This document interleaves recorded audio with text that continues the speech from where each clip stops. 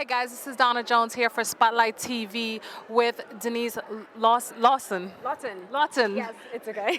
Now, you were here at the Rock Out With Me panel, and you're one of the panelists, and you talked about empowering women and the struggles and things that women should do, and or the younger generation should do, period, to follow their dreams. What's the one thing that you felt like really stood out to you today? Learning humility.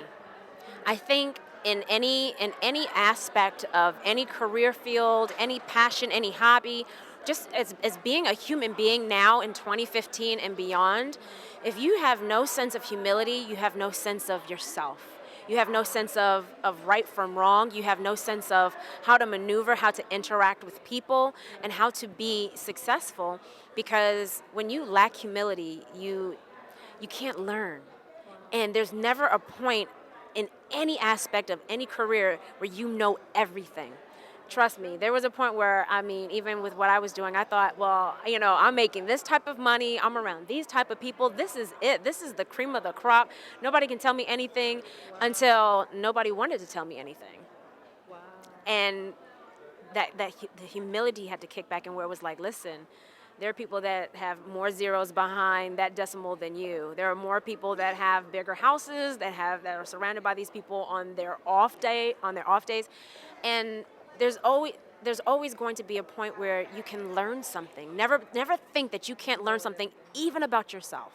Wow. And I love that you said that, there wasn't someone, when you were growing up that's relatable to, you and what you saw in the mirror. And, and I feel that way too sometimes. It's just like, I'm mixed and you're mixed. And it's just like you want that person to connect to. And I love that, that's something that you as an upcoming actress and aspiring director and everything that you do, why is that important, not just for yourself but for others? One, when I first started it, there's a song by Jasmine Sullivan called Famous. If you ever have an opportunity, listen to those words. That's my wake up ringer.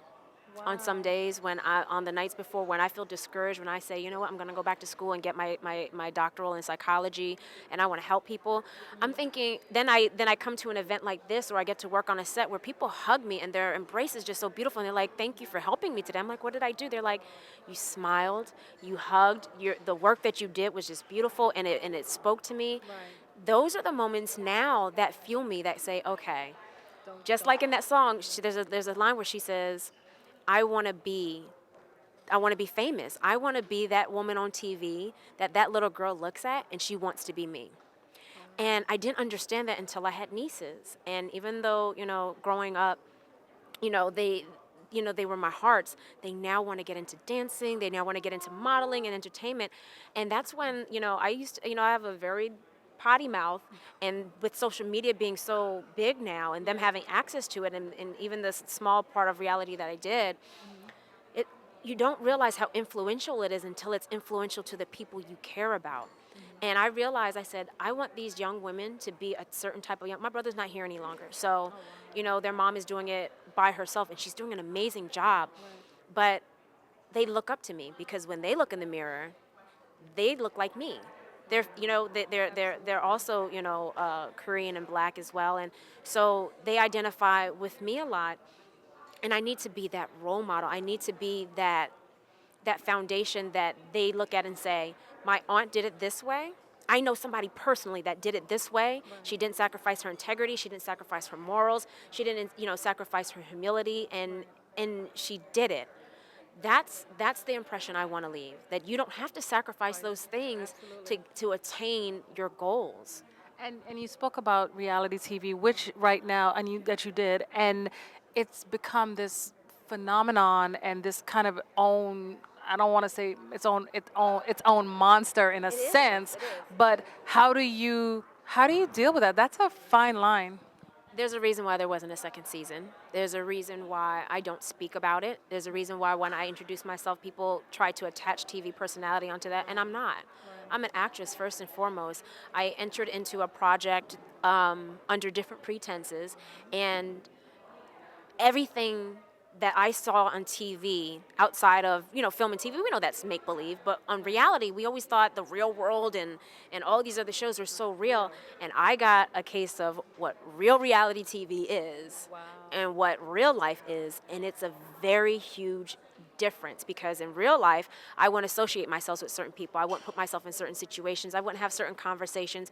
I just wouldn't. Right. And when you're in reality TV, the people who sign your checks, they put you in those positions and they're the ones that orchestrate this.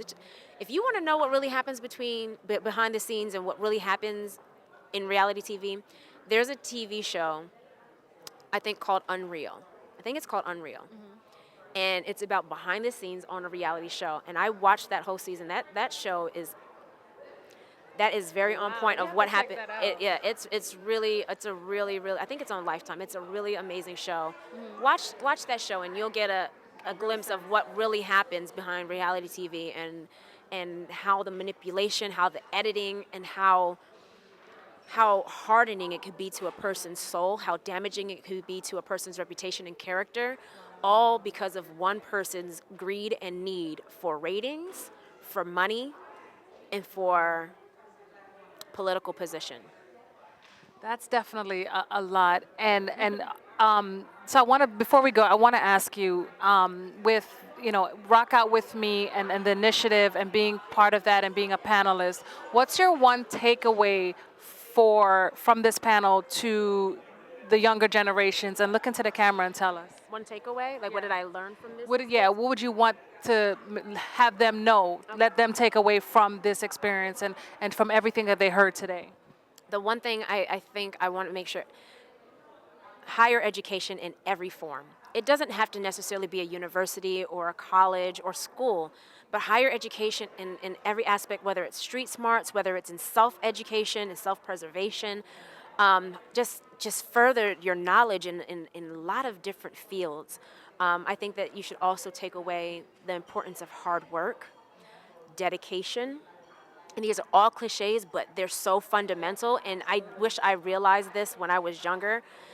And I was just saying this to a young lady. A lot of people who are older, mostly our parents, they try to show us what they think is best for us because they want the best from us, but they don't have to live with us when we become adults.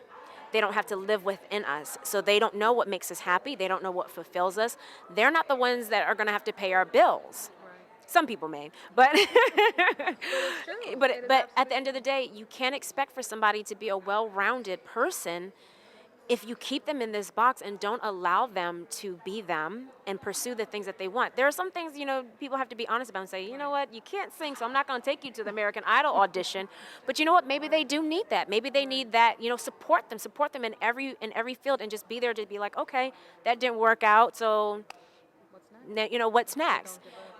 But never allow anybody to discourage you from really pursuing what's really in your soul because you're going to have regrets. We have enough regrets in this life, and we only have one. But if you do it right, once is enough. I love it. Thank you so much. This is Donna Jones for Spotlight TV.